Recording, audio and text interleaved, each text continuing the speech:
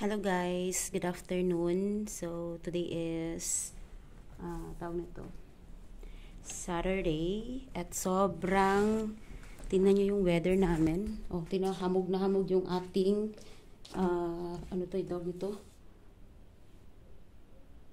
Ating window. 'Di ba? Sobrang hamog 'yan. Kasi grabe talaga ang hangin, guys, at malamig. Yun. So baka mamatay na yung mga halaman ko. Sobrang dami. Girl, I don't know what to do. Buti na lang pinasok ko yung mga halaman ko. Pinasok ko siya kanina. Hayaan mo na lang dyan. So pinasok ko siya kanina. Nandito na oh. Ayan. Ito na siya. So yung yung halaman ko na malaki, pinasok ko na. Tapos yun. And kasi yun, lahat sampayan dito na sa labas. Ay sa loob. Lahat na. Dito yung aking pinaka-pwesto. So, anyway guys, hindi yan yung aking sa inyo, no? So, ngayon guys, nagtataka kayo siguro kung bakit hindi na ako masyadong nagba-vlogs or upload sa YouTube ko. And, kasi alam nyo kung bakit. Sabihin ko na sa inyo guys. Sa ngayon kasi, nag-i-struggle kami ng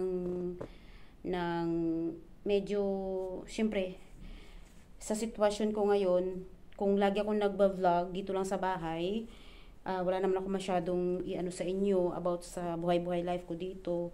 Tapos ngayon, ayoko naman na mag-vlog ako at i-share ko sa inyo yung mga pinagdadaanan ng biyanan ko sa ngayon. So, yung biyanan ko kasi ngayon, guys, nagsasuffer siya ngayon ng mga sakit-sakit sa katawan. Bakit madilim? Tapos, naiirita siya palagi pag may naririnig siya nagsasalita ng hindi niya naintindihan, lagi siya naiirita. Kaya ako umiiwas muna ako sa mga vlog at saka minsan naiirita din siya pag nahagip ng video. Minsan lang naman, hindi naman palagi. Pero para makaiwas, kaya hindi muna ako magpa-vlog sa ngayon kasi ang naman kasi ng vlog ko, kung yun lang ang makikita nyo sa akin, lagi akong nagrereklamo na sa buhay-buhay life. Kaya yan siya. At siguro babalik ako siguro mga next year na siguro or what, mag-upload lang ako ng mga ganitong konti. Sa mga nagtatanong kung ba't hindi ako nag-vlog, yun nga, medyo yung binan ko kasi ngayon, nagsasuffer siya ng mga sakit sa katawan, dami niyang mga gamot. Tapos mayroon pa siyang sa araw-araw na nagpapa-inject kami ng pain reliever sa bandang puwitan niya kasi nga hindi na kinakaya ng mga tablet na iniinom. Mas better na yung ang kanyang is hindi na intake, diretso inject na para maano yung pain. Yun siya guys. And then baka marinig yung palagi yung mga off niya, mga ganun, yung paghinaing niya sa sakit niya. Kaya hindi ako masyadong nagba-vlog para hindi naman masyadong yung aking channel, although lagi naman ganun, kaso nga lang yun nga, iwas talaga ako guys.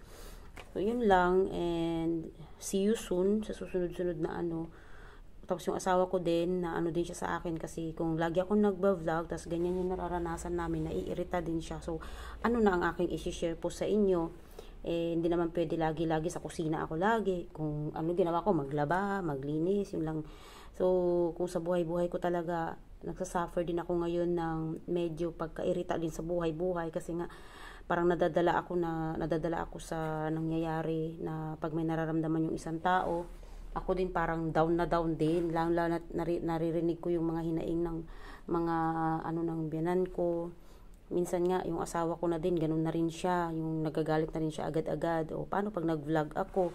Kaya yun, hindi ko siya pwedeng i-push na araw-araw mag-vlog ako.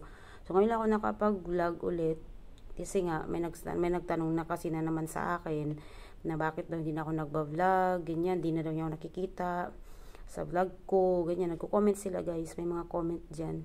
Ayun, ito yung reason kasi nakafocus kami ngayon ng asawa ko sa biyanan ko na kailangan kasi talaga ng biyanan ko ng full mag-ano sa kanya kasi lahat na ng katawan niya masakit. Diyos ko, pati pagkain, minsan inaano na niya, napapansin na niya na ganito ganyan. Lahat napapansin na niya guys. Kahit kunting bagay, ganun. Hindi ko alam, kaya pag nagsasalita ako ng Tagalog or nakipag-usap ako sa parents ko, nandyan yung asawa ko, ganyan, para hindi siya makapag. Kasi pag wala, naku, Diyos ko, pag wala yung asawa ko, gulo talaga naman kaming dalawa. Kaya iwas din ako. Kaya sana mag-vlog ako tapos yun lang ang mapapanood yun sa amin, yung mag-anuhan kaming dalawa, kaya wag na lang, hayaan ko na lang muna, wag muna ako mag-vlog sa ngayon. Anuhin mo muna namin yung biyanan ko para maayos siya, na sana gumaling na rin siya, kasi nga grabe na yung pain ang hirap. Kaya ako nga pag nagka-migraine ako, yung pain ng ulo ko, 'di ba, minsan hindi ko nga magets, kailangan ko talagang uminom ng gamot. How about naman sa kanya? Kaya yan, lahat ginagawa sa kanya, pero yung effort mo minsan hindi na napapansin, kasi nga mas more na inaano siya ng pains niya sa katawan. Kaya yun. And yun lang siya guys. Ayoko naman na puro vlog ko is mag-anuhan kami, 'di ba?